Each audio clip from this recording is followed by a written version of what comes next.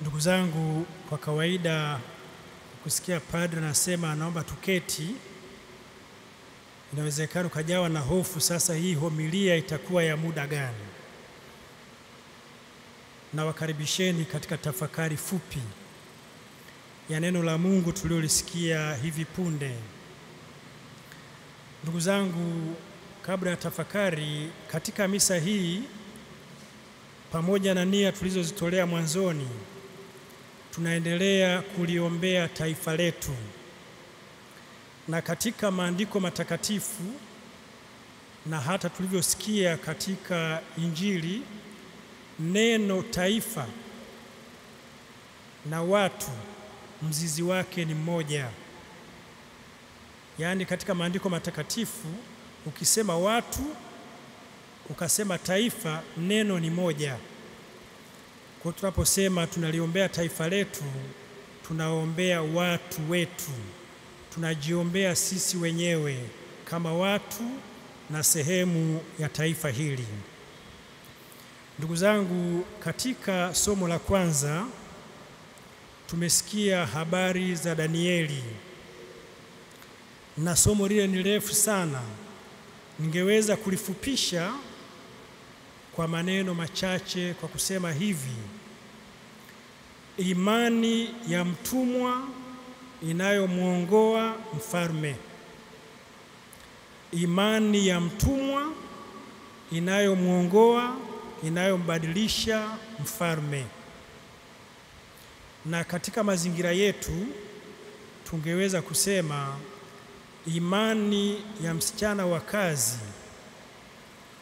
inayombadilisha baba au mama wa nyumba. Danieli alipelekwa katika nchi nyingine kama kijana mwenye kipaji maalum, na alipelekwa kule kwa kazi maalum, na kule alipata mafanikio makubwa.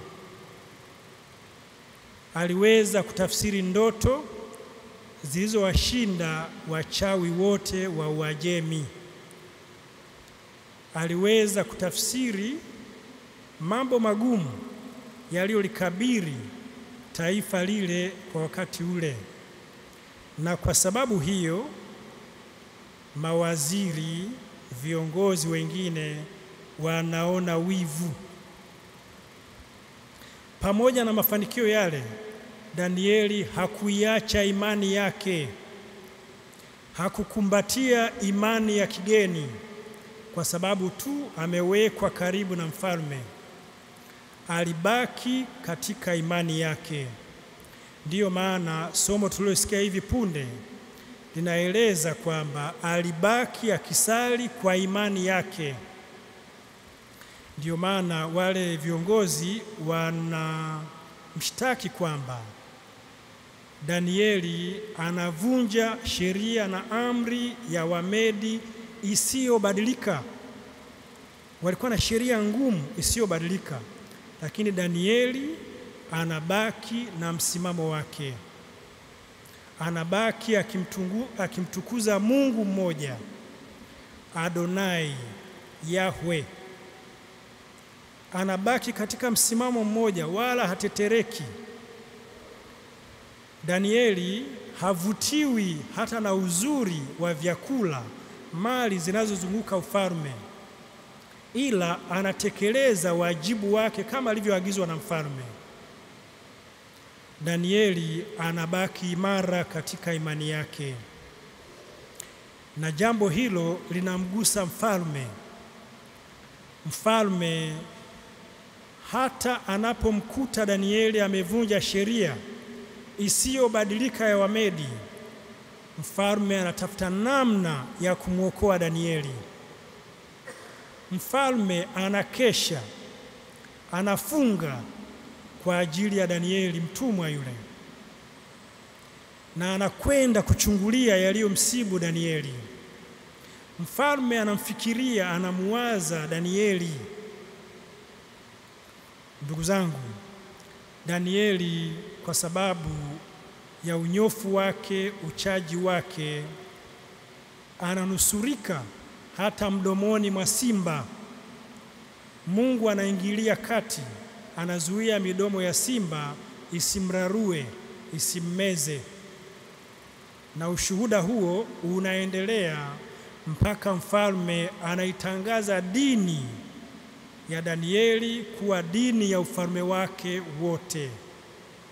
Kwa imani ya mtumwa inamkomboa, inamuongoa mfalme. Ndugu zangu, sisi tuliokusanyika tukimwabudu Mwenyezi Mungu, tujiulize, je, katika mazingira yetu ya kazi, kokote kule tuliko, unaendelea kuisimamia na kuishuhudia imani yako? Je, mwajiri wako anaweza kufunga kwa ajili yako ili akuokoe na kukunusuru dhidi ya chawa wanaokutafuta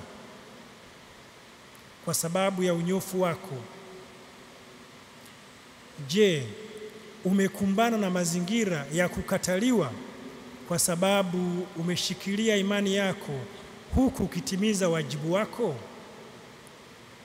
Tumuombe Mwenyezi Mungu katika misa hii atusaidie kwa namna ya pekee kuwa watu ambao tunaishuhudia imani yetu katika mazingira yoyote yale.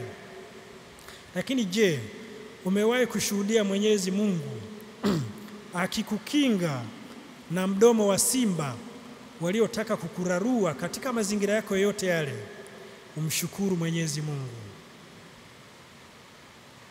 Ndugu zangu, tunapoliombea taifa letu, na kwa namna pekee sisi tuliokusanyika hapa, labda na wachache wanaonisikia, tunawahitaji akina Danieli. Ukitaka kujua sifa zaidi za Danieli ni zipi, soma kitabu cha Danieli sura ya 1 aya ya 4. Yeye ni kati ya vijana waliokuwa na akili nzuri, werevu, wenye hekima, wenye busara, wanaosali na wachapakazi kweli. Ukiwa na sifa hizo, uwe na hakika kwamba hata siku ile utakaposhambuliwa, Mwenyezi Mungu kwanza atambadilisha yule anayekusibu, lakini atawatuma malaika zako, watakuokoa katika shimo lile wanalotaka kukutumbukiza. Lakini ndugu zangu, mara nyingi tunatumbukizwa katika mashimo kwa sababu ya dhambi zetu.